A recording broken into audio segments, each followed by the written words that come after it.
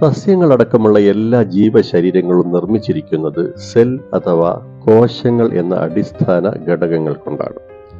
സസ്യജന്തുകോശങ്ങൾ തമ്മിൽ ചില വ്യത്യാസങ്ങളുണ്ട്.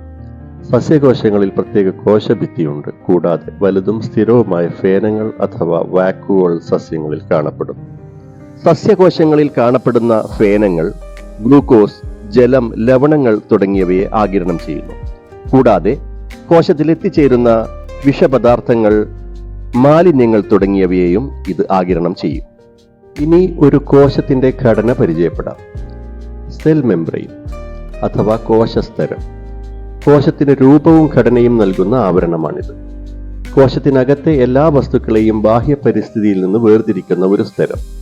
ലിപ്പിഡുകളും പ്രോട്ടീനുകളും ചേർത്താണ് ഇത് നിർമ്മിച്ചിരിക്കുന്നത്. അടുത്തതായി സൈറ്റോപ്ലാസം അഥവാ കോശദ്രവ്യം. കോശത്തിനകത്ത് മർമ്മത്തിനു വെളിയിൽ നിറഞ്ഞിരിക്കുന്ന ദ്രാവക ഭാഗമാണിത്. എല്ലാ കോശാംഗങ്ങളും ഇതിൽ നിമഗ്നമായിരിക്കുന്നു.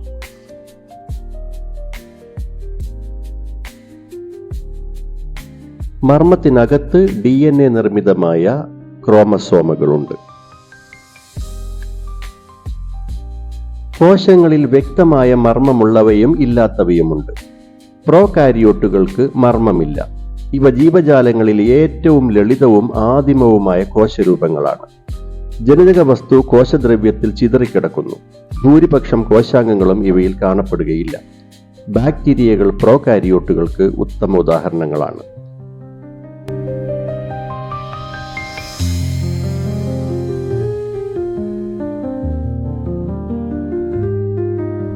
ഇനി കോശത്തിലെ മറ്റംഗങ്ങളെ പരിചയപ്പെടാം. ആദ്യം മർമ്മത്തിനകത്തേക്ക് പ്രവേശിക്കാം. അവിടെ ജാലികാ രൂപത്തിൽ സ്ഥിതി ചെയ്യുന്ന തന്തുക്കളാണ് ക്രൊമാറ്റിൻ ജാലിക. ഇവ DNA തന്മാത്രകളാൽ നിർമ്മിതമാണ്. ഓരോ ജീവിയുടെയും ജനിതക ഘടകങ്ങൾ സൂക്ഷിച്ചിരിക്കുന്നത് അവിടെയാണ്. കോശ വിഭജനത്തിന് തൊട്ടു മുൻപായി ഇത് ക്രോമസോമുകളായി രൂപമാറ്റം വരുത്തുകയും ഇരട്ടിക്കുകയും ചെയ്യുന്നു.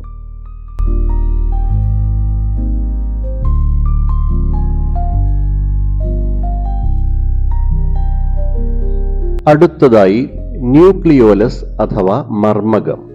മർമ്മത്തിനകത്ത് കാണപ്പെടുന്ന ഇതിന്റെ പ്രധാന ധർമ്മം റൈബോസോമുകളുടെ നിർമ്മാണമാണ്. റൈബോസോമുകൾ പ്രോട്ടീൻ നിർമ്മാണത്തിന്റെ വേദികളാണെന്ന് അറിയാമല്ലോ.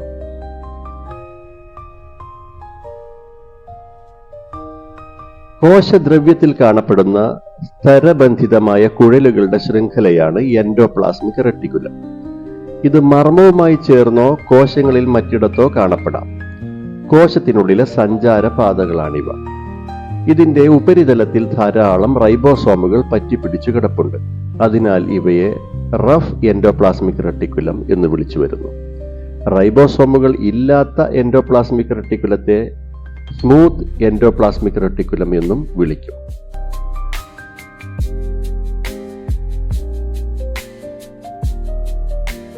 ഗോൾഗി ബോഡികൾ പരന്നതും സ്തരങ്ങളാൽ ചുറ്റപ്പെട്ടതുമായ സഞ്ചികൾ പോലുള്ള ഭാഗങ്ങളാണിവ. പ്രോട്ടീൻ, ലിപ്പിഡ് എന്നിവയുടെ സംസ്കരണം, വിതരണം എന്നിവയാണ് പ്രധാന ധർമ്മങ്ങൾ. ഹോർമോണുകൾ, എൻസൈമുകൾ പോലുള്ള സ്രവങ്ങൾ എന്നിവയെ ഇവർ ഉൽപ്പാദിപ്പിക്കുന്നു. ലൈസോസോമുകൾ ചെറുതും സ്തരാവൃതവുമായ ഇവയുടെ ഉള്ളിൽ ശക്തമായ രാസാഗ്നികളുണ്ട്. ഇതുപയോഗിച്ച് കോശത്തിലേക്ക് കടന്നു വരുന്ന ബാക്ടീരിയ, വൈറസ് തുടങ്ങിയവയെ ദഹിപ്പിച്ചു കളയാൻ അവർക്ക് സാധിക്കും. ഉപയോഗശൂന്യമായ കോശങ്ങളെയും ഇവർ നശിപ്പിച്ചു കളയാറുണ്ട്. Mitochondrion powerhouse of the cell എന്നറിയപ്പെടുന്ന ഊർജ നിർമ്മാണ യൂണിറ്റുകളാണിവ.